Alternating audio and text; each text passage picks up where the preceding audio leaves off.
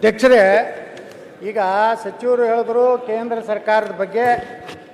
ಈಗಾಗಲೇ ಹಿಂದೆ ಬೊಮ್ಮಾಯಿಯವರು ಸಹಿತ ಪ್ರಯತ್ನ ಮಾಡಿ ಜಮೀನಿಗೆ ಅವತ್ತಿನ ಕಾಲಕ್ಕೆ ಅನುಗುಣವಾಗಿ ಏನು ಪರಿಹಾರ ಕೊಡಬೇಕನ್ನೋಂಥದ್ದನ್ನು ಪ್ರಾರಂಭ ಮಾಡಿದ್ರು.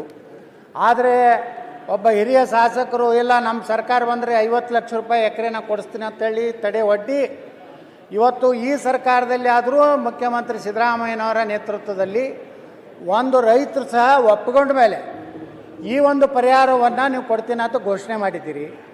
ಆದರೆ ಕೇಂದ್ರ ಸರ್ಕಾರದ ಜೊತೆಗೆ ಏನೇನು ಸಮಸ್ಯೆ ಇದೆ, ಮುಖ್ಯಮಂತ್ರಿಗಳ ನೇತೃತ್ವದಲ್ಲಿ ಪ್ರಧಾನಮಂತ್ರಿಗಳನ್ನು ನೀರಾವರಿ ಸಚಿವನ ಭೇಟಿಯಾಗುವಂಥ ಕೆಲಸ ನೀವು ಮಾಡಬೇಕು.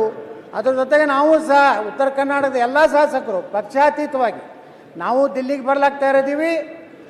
ಈ ಒಂದು ಯೋಜನೆ ಸಲುವಾಗಿ ಕೇಂದ್ರ ಸರ್ಕಾರ ಮೇಲೆ ನಾವು ವಿನಂತಿ ಮಾಡಿಕೊಂಡು ಒತ್ತಡ ಹಾಕ್ಲಾಗ್ತಾ ಇದ್ದೀವಿ. ಪಕ್ಷಾತೀತವಾದಂಥ ಒಂದು ಆಯೋಗ ನಿಯೋಗವನ್ನು ಕರ್ಕೊಂಡು ಹೋಗುವಂಥ ಕೆಲಸ ತಾವು ಮಾಡಬೇಕು. ಅಷ್ಟೇ ಅಧ್ಯಕ್ಷರೇ, ಇವತ್ತು ಇನ್ನು ಹಳೆಯ ಬಾಕಿಯನ್ನು ಕೊಟ್ಟಿಲ್ಲ ಭೂ ಪರಿಹಾರ. ಇವತ್ತು ಎಲ್ಲ ಕೋರ್ಟ್ನಲ್ಲಿ ಅವಾರ್ಡ್ ಆಗಿದೆ.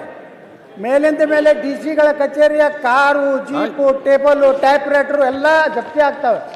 ಹಳೆ ಬಾಕಿನೇ ಇವತ್ತು ಸುಮಾರು 5,000 ಪ್ರಕರಣಗಳು ಇವತ್ತು ವಿಜಯಪುರ ಜಿಲ್ಲೆ ನ್ಯಾಯಾಲಯದಲ್ಲಿರ್ಬೋದು, ಹೈಕೋರ್ಟ್ದಲ್ಲಿರ್ಬೋದು ಹಣ ಕೊಡಬೇಕಂತ ಆದೇಶ ಆದರೂ ಸಹಿತ ಅದರ ಮೇಲೆ ಸರ್ಕಾರಿ ವಕೀಲರು it is not fit for appeal ಅಂತ ಬರೆದ ಮೇಲೂ ಸಹಿತ 3 ವರ್ಷದ ನಂತರ ಮತ್ತೆ ಇವತ್ತು ಮತ್ತೊಂದು ಕಮಿಟಿ ಮಾಡ್ತೀವಿ, ಪುನರ್ ವಿಮರ್ಶೆ ಮಾಡ್ತೀವಿ ಅಂತೇಳಿ 1974ರಿಂದ ಜಮೀನು ಕಳ್ಕೊಂಡಂತ ಅನೇಕ ರೈತರ ಪರಿಹಾರ ಸಿಕ್ಕಿಲ್ಲ ಅಧ್ಯಕ್ಷರೇ.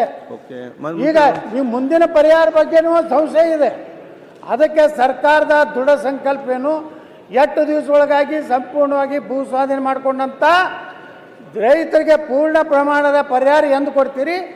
ಈ ಯೋಜನೆಯನ್ನು ಇಂಥ ಇಸ್ವಿಗೆ, ಯಾಕಂದ್ರೆ 2.5 ವರ್ಷ ಆಯಿತು, ಇನ್ನು 2.5 ವರ್ಷದಲ್ಲಿ ಈ ನಿಮ್ಮ ಸರ್ಕಾರಿ ಉದ್ರಾಗ ಮುಗಿಸ್ತಿರೋ ಅಥವಾ ಮುಂದಿನ ಸರ್ಕಾರ ಮೇಲೆ ಹಾಕಿ ಕೇಂದ್ರ ಸರ್ಕಾರ ಮೇಲೆ ಆಪಾದನೆ ಮಾಡಿ ಬಚಾವಾಗುವಂಥ ಕೆಲಸ ನೀವು ಮಾಡ್ತಿರೋ ಅನ್ನೋದು ಸ್ಪಷ್ಟವಾದಂಥ ಉತ್ತರ ನನಗೆ ಬೇಕು. ಅಧ್ಯಕ್ಷರೇ, ಈ ಬೆಲೆ ಏನಿದು ಕನ್ಸೆಂಟ್ ಕೊಟ್ಟವ್ರು ಮಾತ್ರ, ಅವರು ಬರೀ 59,000 ಕೇಸಿದೆ ಈ UKP ವಿಚಾರದಲ್ಲಿ. ಇದಕ್ಕೇನಾದ್ರು ಮಾಡಿ ಪರಿಹಾರ ಮಾಡಬೇಕು ಅಂತೇಳಿ ನಮ್ಮ ಹೊಸ ಕಾನೂನಲ್ಲೇ ಒಂದು ಅಥಾರಿಟಿ ಮಾಡಲಿಕ್ಕೆ ಒಂದು ಅವಕಾಶ ಇದೆ. ಅದ್ರ ಬಗ್ಗೆ ಈಗಾಗಲೇ ನಾನು ರೆವಿನ್ಯೂ ಮಿನಿಸ್ಟ್ರು, ನಮ್ಮ ಲಾ ಮಿನಿಸ್ಟ್ರ್ ಹತ್ರ ಎಲ್ಲ ನಾನು ಅವ್ರಿಗೆ ಮಾರ್ಗದರ್ಶನ ಹೇಳಿದ್ದೇನೆ. ಇದ್ರ ಬಗ್ಗೆ ಏನಾದ್ರು ಮಾಡೋ ಪರಿಹಾರ ಮಾಡಿ ಅಂತೇಳಿ ನಾವು ಪ್ರಯಾರಿಟಿಲಿ ನಾವು ಈ ಕೆಲಸನ ನಾವು ಮಾಡಬೇಕು ಇದ್ದೇವೆ. ಅವಾರ್ಡ್ ನೋಡ್ರಿ, ಕೋರ್ಟ್ ಅವಾರ್ಡ್ ಮಾಡಿದ್ಮೇಲೂ ಅವ್ರದೇ ಸರ್ಕಾರಿ ವಕೀಲರು ಏನು ಬರೆದು ಕೊಟ್ಟಾರಂದ್ರೆ ಇದನ್ನ ಈ ಅವಾರ್ಡ್ ಸರಿ ಇದೆ, it is not fit for appeal ಅಂತೇಳಿ ಅವ್ರು ಬರೆದು ಕೊಟ್ಟ ಮೇಲೂ ಸಹ ಇವತ್ತು ಸರ್ಕಾರ ಅವ್ರ ಹಣ ಹಳೆ ರೈತರ ಹಣನೇ ಕೊಡ್ತಾ ಇಲ್ಲ. ಅವ್ರು ಸಹ ಬೀದಿಗೆ ಬಂದಿದ್ದಾರೆ. ಯಾವ ನಾರಾಯಣಪುರದಿಂದ ಹಿಡಿದು ನಾ ಹೇಳುವುದೇನಂದ್ರೆ ಅಧ್ಯಕ್ಷರೇ, ಹಳೆಯ ರೈತರದೇನು ಭೂಮಿದು ಹಣ ತಕ್ಷಣ ಬಿಡುಗಡೆ ಮಾಡಿ ಮಾನ್ಯ ಉಪಮುಖ್ಯಮಂತ್ರಿ ಹೇಳ್ದಂಗೆ 59,000 ಪ್ರಕರಣಗಳೇನಿವೆ.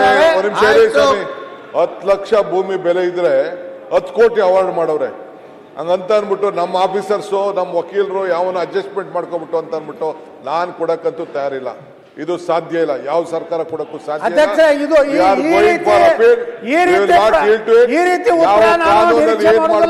ನಮ್ಮ ರಾಜ್ಯದ ಯಾವ ರೀತಿ ಕಾಪಾಡಬೇಕು ಆ ಕೆಲಸ ನಾವು ಮಾಡ್ತೀವಿ.